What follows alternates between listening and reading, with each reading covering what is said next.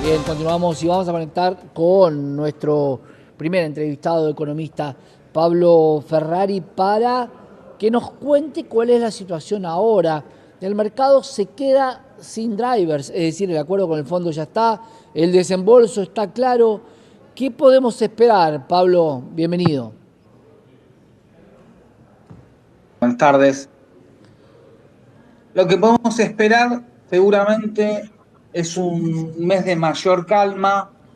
Pensemos solamente que el viernes pasado el Banco Central, a pesar de su voluntad, tuvo que vender casi 400 millones de dólares para frenar la presión sobre el dólar. Así se venía prácticamente el último mes. Y lo que vamos a ver es menos presión sobre el tipo de cambio de manera transitoria, precisamente por lo que vos decías, por el ingreso de mayores reservas. No obstante, lo que también se observa es una fragilidad en las cuentas externas en el corto plazo.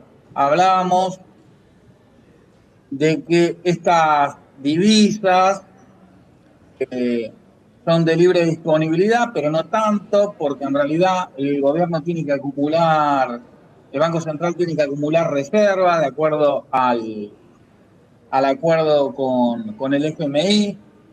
Lo que verdaderamente empieza a aliviar en realidad es el salto cambiario, la devaluación, para llamarla por su nombre, aunque el gobierno entienda que no es una devaluación, no, si se incrementa el tipo de cambio, es una devaluación. Por lo tanto, es a lo que estamos asistiendo, y habrá que ver los meses venideros, porque sabemos que la inflación va a aumentar, es decir, va a haber un traslado a precios, desconocemos de cuánto, pero sabemos que va a existir, y vamos a estar en un proceso inverso al que asistimos. Asistimos una cantidad de meses después de la primera devaluación de Milei, esta es la segunda, después de la primera, a un proceso de desaceleración de la inflación, y ahora vamos a asistir a un proceso de aceleración que quizás no es escandaloso como los índices aquel de diciembre de 2023 que debuta Milei de 25,5, o el siguiente de 20. Seguramente van a estar más en torno al 5%, pero bueno, en definitiva lo que ocurrió es que el fondo se impuso, no aprobó lo que pedía el gobierno nacional, y se quedó en un terreno intermedio, que era más o menos la propuesta de Domingo Cavallo. Con un 5% de inflación, Pablo, y con un dólar que está en la parte media de la banda, por llamarlo de alguna manera, ¿cómo impacta en los salarios reales y en las jubilaciones y en los índices de pobreza? Porque mucho se habló de sacar a mucha gente de la pobreza por una inflación mucho menor, pero ¿qué va a pasar con una inflación del 5%? Se va a deteriorar, lo vamos a poder medir, no lo vamos a poder medir en su justa medida, debido a que debemos recordar que todavía la canasta del IPC no mide como corresponde, sobre todo la ponderación de servicios, pero sin lugar a dudas se va a deteriorar. ¿Por qué? Porque por un lado van a aumentar los precios, por otro lado el gobierno va a tratar de contener paritarias. Por lo tanto, lo que vamos a asistir es también a un deterioro de los salarios, cosa que desde principios de 2024, es decir, se vino recuperando después de la caída que provocó Milei. Pero al fin y al cabo había una recuperación. Lo que vamos a asistir ahora es a un deterioro nuevamente. Claro. ¿Cuál es la exigencia de acumulación de reservas propias que tiene que tener el Tesoro? ¿Qué exige el Fondo Monetario Internacional? Por lo que yo vi del acuerdo, está todavía en un terreno difuso. basta mencionar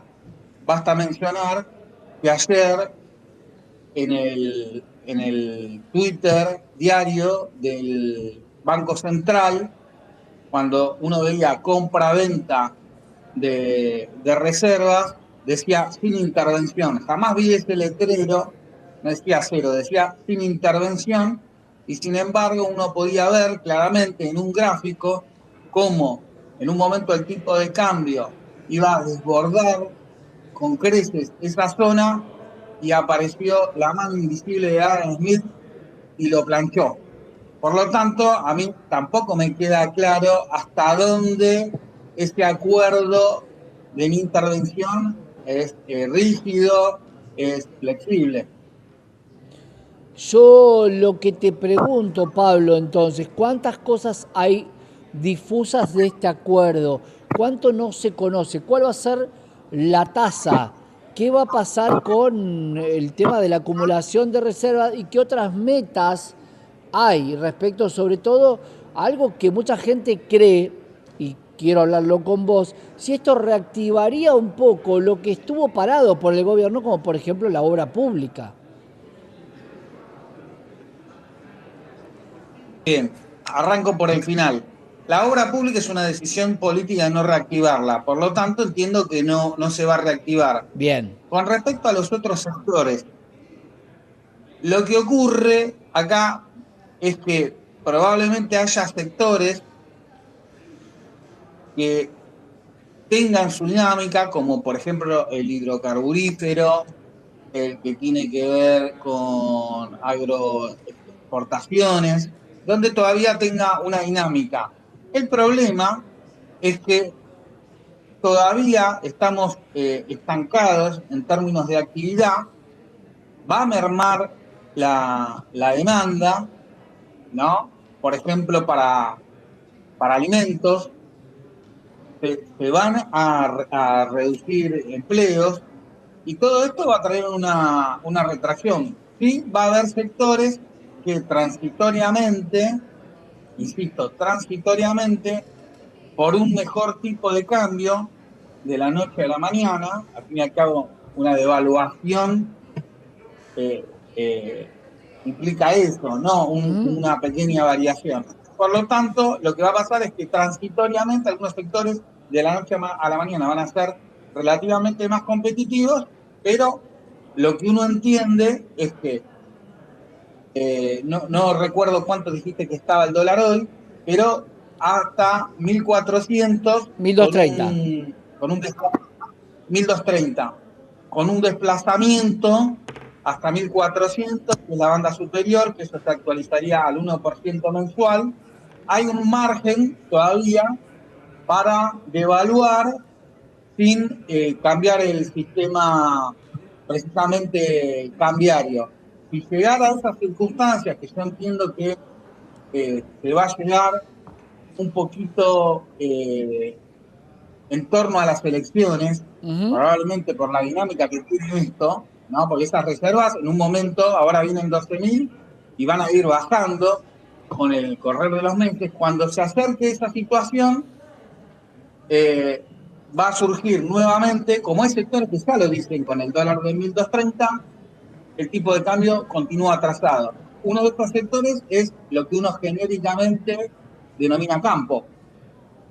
Bueno, ese es un tema que vamos a analizarlo también en la pantalla Canal E el día de hoy, porque esto de decir apúrense a liquidar porque en julio vuelven las retenciones, todo persona del campo creía que estas retenciones eran no solamente para dejarlas, sino para continuar en descenso, ¿no? Algo así como este famoso impuesto país que se duplicó para luego decir lo bajamos a la mitad y luego sacarlo. Veremos qué pasa, Pablo. Gracias por estar con nosotros. Gracias a ustedes. Gran abrazo, Pablo Ferrari, economista. Y las situaciones luego.